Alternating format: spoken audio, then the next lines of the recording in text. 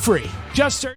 Hello everyone and welcome back into the GSMC Fantasy Sports Podcast. And for our third segment of today's show, we're starting our positional rankings, our final positional rankings for the regular season, at least, of the fantasy football season. I can't believe I am saying those words. What a ride here on the GSMC Fantasy Sports Podcast, talking about the players who have defined the fantasy football season for you all, potentially coming to a close here. I may decide to continue into the playoffs. We'll see. But for now, just know that it's truly been a pleasure trying to come up with all these different players at each position and trying to create a list that could potentially be applicable each and every single week. And for the final week, I just tried to get a little bit weird as well, because this might be the time where if you're firmly cemented yourself in the playoff picture, you might be sitting some guys, or if you want to make that last minute playoff push, you might try and bolster your squad by making some additions. But ultimately, I try to keep this list as open as possible, because no matter where you are in the fantasy football season, it's always going to be a question about analyzing different guys, potentially preparing for next year as well, to see who could potentially step up for you there. So without further ado, our final positional rankings of the regular season of the fantasy football season. Starting off with a guy who last night did kind of get banged up a little bit with a bruised leg, expected to play in this matchup against Tampa Bay, but really is going to have to prove his mettle down the stretch here, because he really now is this entire offense, and what he can do from here on out as his LA Chargers try and make that last-minute playoff push, maintain their wildcard status in the AFC. He's going to have to become the guy he was kind of under the Brandon Staley regime, right? And that is Justin Herbert. And throughout the season, Justin Herbert's been through a lot of trials and tribulations, even before the season, right? When Jim Harbaugh came in, having to learn this new philosophy of kind of stepping away from trying to be that gunslinging quarterback that he was in the Brandon Staley era to now. And so, with all this hubbub going on around him, and the fact that he had so many injuries to start the season, the fact that, the running back situation wasn't even settled fully deep into the season, and now that J.K. Dobbins potentially out for the season, Justin Herbert, the burden placed on his shoulders is now going to become a lot more heavy, because right now the Chargers are in a fantastic spot. Yes, they lost the Chiefs, but I was kind of right in that they would have a chance, and it's just the Chiefs' magic and luck that got them the win.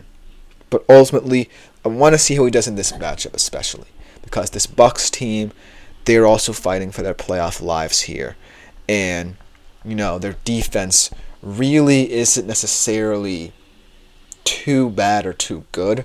They're very middling in almost every single metric. And so if Justin Herbert is 75 to 100% for this one, look for him to have a big say in the outcome of this game. This is going to be a lot closer than people think. I believe that, this Chargers team, a lot of people are starting to place a lot more stock in. But let's be real here. Both of these teams, the Chargers and the Bucs, are in very advantageous positions that potentially they might not expect themselves to be in based off different situations, but here they are. They both have an opportunity to cement themselves as true wildcard contenders in their respective conferences.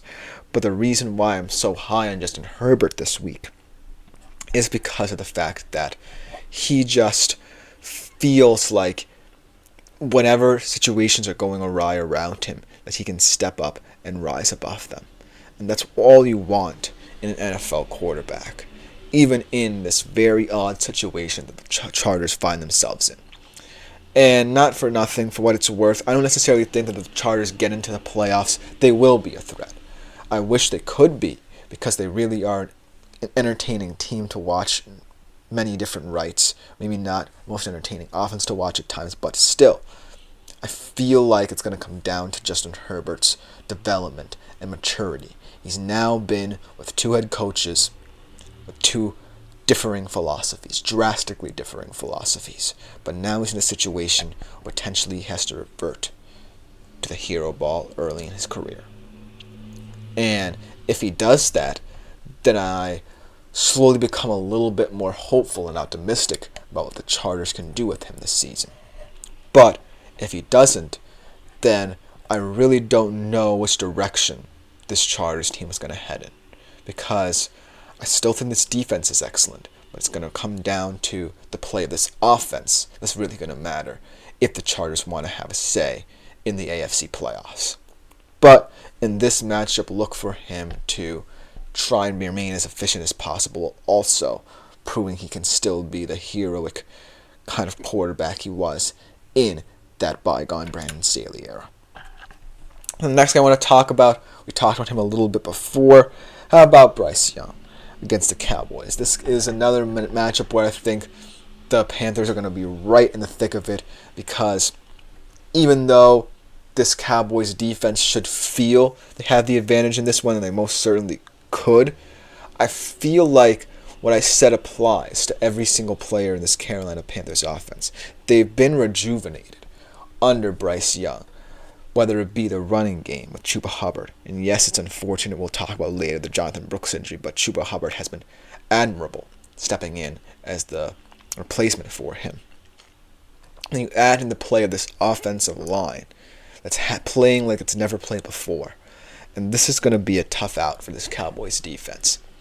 I feel like, 12.54 fantasy points against Philly does not tell the whole story of what Bryce Young was able to do in that one. He was a Xavier Legette drop away from beating the Philadelphia Eagles in a game where a lot of people thought the Philadelphia Eagles would quiet the Panthers once and for all. They're a little bit of a push here in these last couple of weeks. But no, they stuck around, and they're going to continue to do it until the season's end. And Bryce Young's going to prove that he can still be a competent quarterback in the NFL week in, week out here. So that's why I'm picking him. A lot of you might not pick him unless, of course, you're number one in your fantasy football playoff race right now, and you're just trying to look through different options you might want to look into for the future.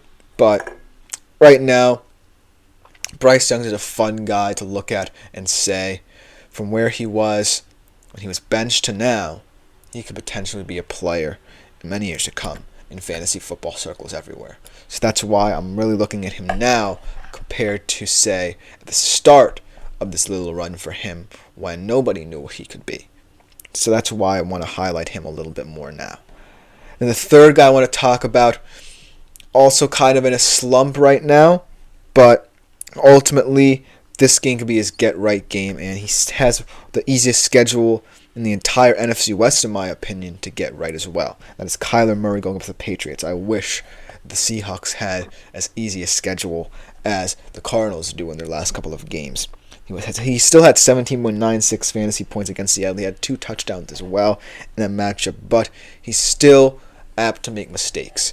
He's still someone who looks a little bit erratic, and he hasn't really looked the same after the bye from where he was earlier on in the season when he was making almost every right play, using his legs to the best of his ability, and truly proving what he could be at his best for this Arizona offense. But ultimately, the reason why this game against the Patriots is going to be so telling about these past couple of weeks is there still could be a chance where Kyler Murray looks more like he's been these past 3 weeks or so. There still could be a chance that this Patriots defense stymies him, much like the Seahawks defense has done these past couple of weeks, and what several other defenses have been able to do in certain moments against Kyler Murray, like the Vikings, for example.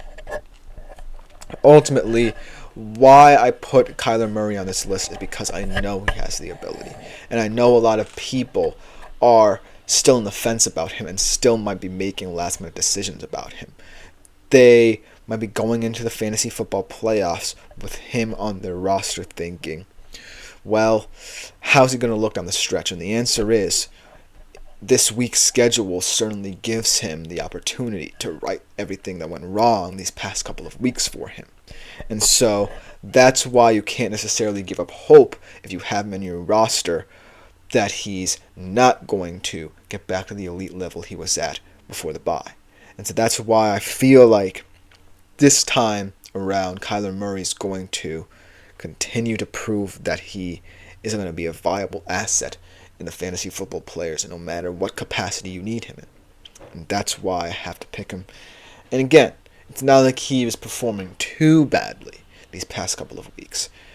And I feel like, but with everything going on in the NFC West, he still has a chance to make amends.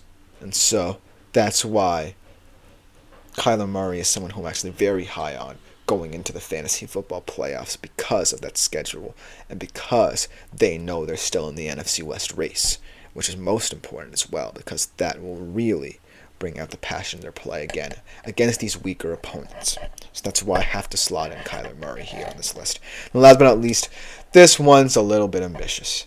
This one truly is if you feel confident that you should bench everyone on your roster and you just want to have fun in your final regular season week of fantasy football. Let's talk about Mac Jones against the Jets. This one definitely could be an interestingly weird hit, but I also feel like after yesterday, even though the Jags won and they showed that potentially Doug Peterson still might have the locker room, I don't know what Mac Jones had to do with it because it was more so with the defense than anything Mac Jones did. But he was at least reliable in the fourth quarter. I was kind of looking at this as, an interesting one where the Jets might pack it in, and they still might pack it in following that heartbreaking overtime loss to the Dolphins. But yeah, this one I can't really justify. This is more so if, like I said, you're sitting everyone out and you potentially picked up Mac Jones out the waiver wire just to have. And you want to see, if Mac Jones can prove that should, he catch the eye of another team, he can be the bridge guy and potentially might want to get fantasy production out of him next year. But ultimately, that scheme is a little bit far-fetched. So that's why, I'm kind of reeling it back here, but we'll see. Because the Jets' defense isn't really anything special right now, nothing to phone home about. And I feel like, that win said something about that little iota of optimism this Jacksonville Jaguars season has to close out the year. And so, if they rely on Mac Jones and this defense, then anything can happen. And so, that's why I kind of wanted to include him in this list, even though he might not deserve it. But let me know what you think about it in the comments below, because coming up next, we look at another NFL awards race, Defensive Player of the Year, perhaps the most heated race out of all of them this NFL awards season. You definitely don't want to miss it right after this short break.